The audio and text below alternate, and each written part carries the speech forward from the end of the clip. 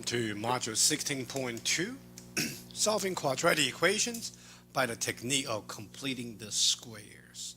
Alright, so in Module 16.1, we mentioned some of the ways of solving quadratic equation, like by factoring, or if a problem is not factorable and consists of two terms, we can use the square root property. So completing the squares, before I explain exactly what it is, let me tell you what the purpose is. Completing the square is simply means I'm gonna go to this page right here. We are going to take a quadratic equation that are three terms. Let me scroll down here. Okay, I'm gonna take a quadratic equation that cannot be factored and is also three terms and make them look just like the two-term ones. Okay, so remember I'm mentioning the left side here in 16.1 where the y minus 2, for example, whole thing squared looks like a perfect square binomial or trinomial. So we're going to take three terms and make them look just like this. Something plus something or something minus something, whole thing squared. So that's called completing the squares. Make them look like a perfect square binomial.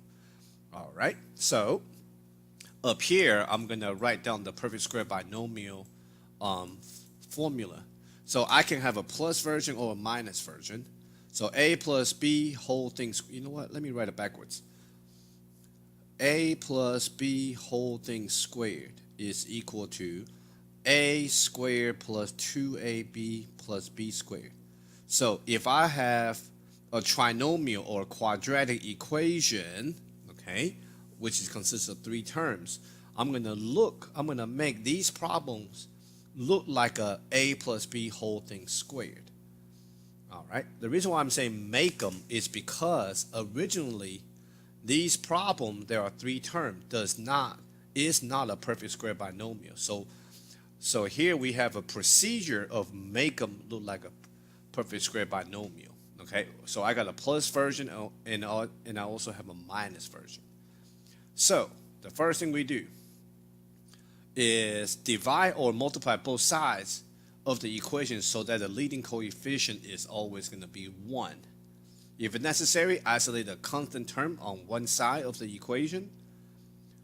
Find the constant that complete the squares of the polynomial and add the constant to both sides. Okay.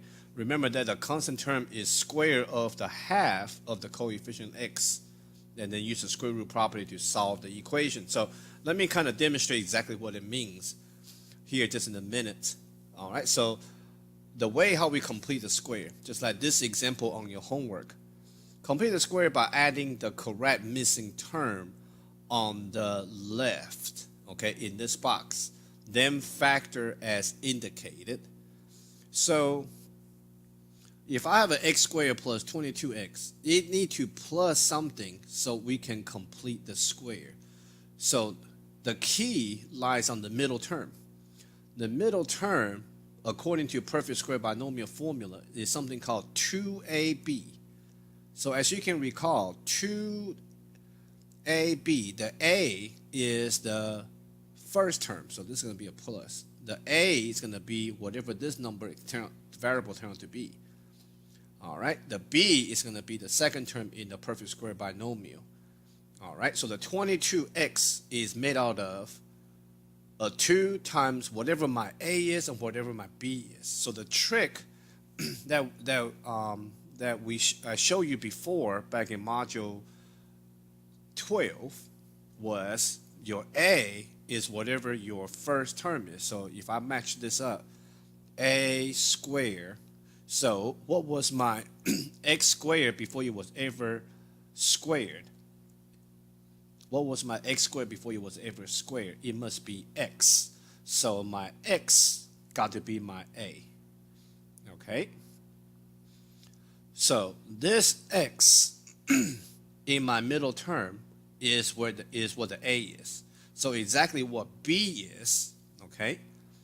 So to find out what this b is, we basically gonna take half of my middle term. Okay, not including the x, because this x is already gonna be be the a part, half of the middle term. So half of my middle term, that's why here is have a word half right here. Half of my middle term is going to be 11. Okay? So that means my b is actually half of a middle term, which is 11.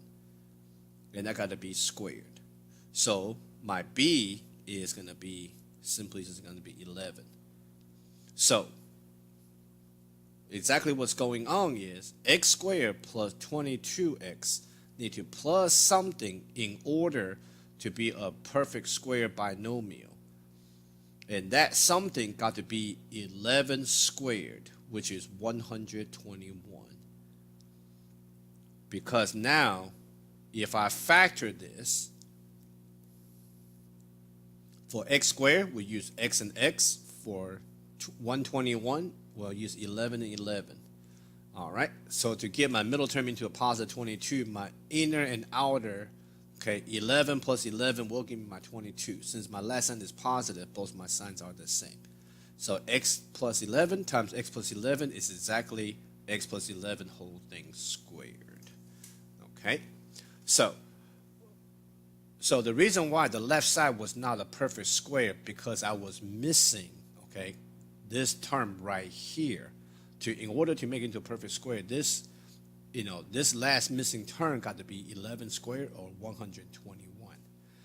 So in order to find this missing term, all we need to do is take the middle term divided by 2. Okay. Sometimes some people say divided by 2a. Okay. I didn't say it quite like that because I go ahead and determine what my a is. Okay. So all I got to worry about is the coefficient part. All right, let's try another one, okay? So my leading coefficient is 1x already. So in order to match up this form, a squared plus 2ab plus b squared is equal to a plus b, whole thing squared. We need to know what a is and b is. So which means, in order to know what a is, I need to know, okay, my a lined up with the x squared. So what was x squared before it was squared? It must be x. Plus, well, I don't know what my b is, okay, in order to complete the square. So, since I know x is already a, okay, so that means if you just look at what's left over here for the middle term, 2b is actually referring to the 7. So b got to be what? 7 divided by 2. Right? That's the reason why I was telling you b is always going to be the middle term divided by 2. As far as, just only looking at the coefficient. All right, so this is actually going to be, so this b squared position is going to be 7 over 2 whole thing squared. So the actual b is going to be 7 over 2. This missing term is actually b squared part, which is actually turned out to be 49 over 4. So basically, my whole final answer is going to be x squared plus 7x plus 7 over 2 whole thing squared, which is 49 over 4. Okay, and that will complete the square, which is x plus 7 over 2 whole thing squared. Okay, a squared plus 2 times your a times your b plus your b squared. That will be exactly that. All right, so the two example here is showing you how to complete the squares. So as far as solving the quadratic equation by completing the square, all right, this left side is not a perfect square binomial or trinomial because the reason is because there's plus 2 there. That plus 2 is the reason why this whole left side is not a perfect square. So what I'm going to do is actually move this term to the other side. That's the first thing I need to do, other than checking for the leading coefficient is 1. So that leaves me with x squared minus 10x. I'm going to purposely leave the space right here, just like the two examples we just did. It's equal to negative 2. So think about the perfect square binomial formula. This is a minus version because the second term, because the first sign is minus. A squared minus 2ab plus b squared. So this missing term that I need to complete my entire square, okay, it needs to be a plus. What do I need to plus? Well, Remember now, find the final step. I want it to be a plus b. Well, not this time. That's not gonna be a plus b. It's gonna be a minus b. So what's my a? My a lined up with the x squared. So what was my x squared before it was ever squared? To know what my a is, it got to be x. All right. So what's my b? Well, to find b, all I need to do, now I know my a is gonna be x. So my b is just gonna be half of my middle term, which is 5. Then that b is gonna be 5, right? A minus b. All right, in here it's gonna be squared. So I need to add a 5 squared, okay, on the left side in order for me to complete the square. So now the x squared minus 10x plus 25, right? 5 squared is 25 will complete the entire square. But I cannot just add a 5 squared or 25 out of nowhere. So if I add my 25 on the left side, I also need to add it on my right side.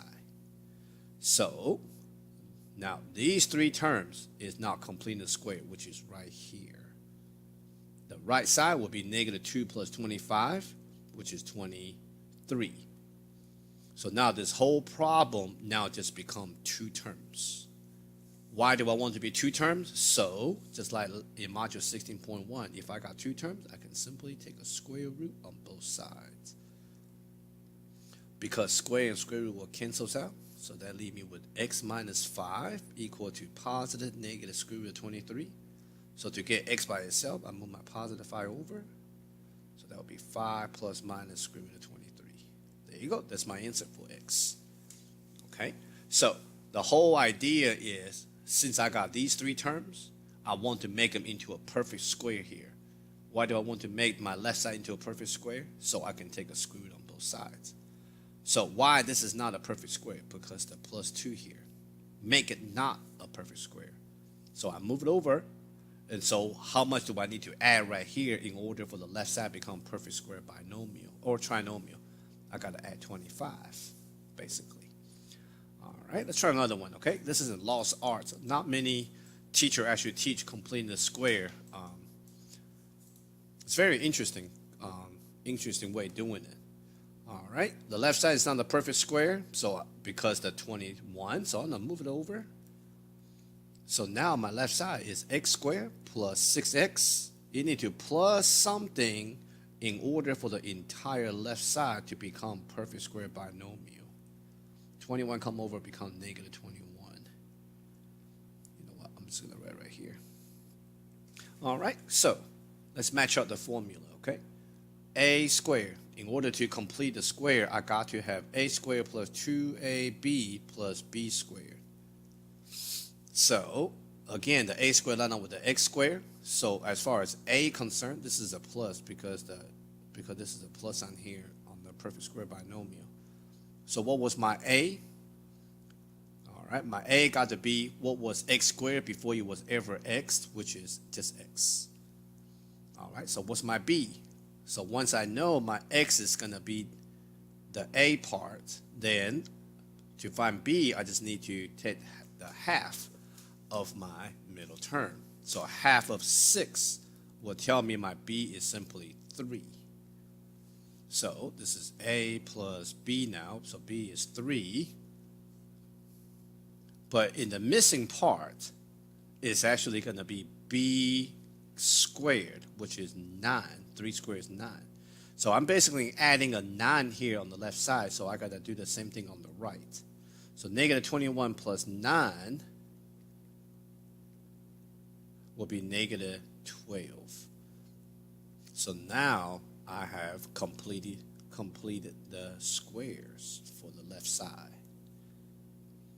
So once I complete the squares, this is 2 terms, so I take a square root on both sides. So square and square root cancels out. That gives me x plus 3 equal to positive negative, right? Take a square root, got to be positive negative. All right, square root of 12. 12 is 4 times 3 and square root of 4, or you can break it down by prime factorization. Either way, how you like to do it. All right, either way, 2 go outside as 1 over square root of 4 is going to be 2. The 3 stays in. Square root of negative is an I. So now to get x by itself, I got to move my positive 3 over. So that will be x equals negative 3 plus minus 2 times square root of 3i. So if the homework asking you to type in as two different answers in the solution set, make sure you just split up the answer here, okay?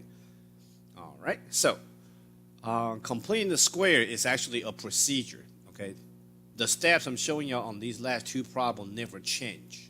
Because it never change, then what we can do is follow that procedure, okay, and create what we so-called, or derive what we so-called the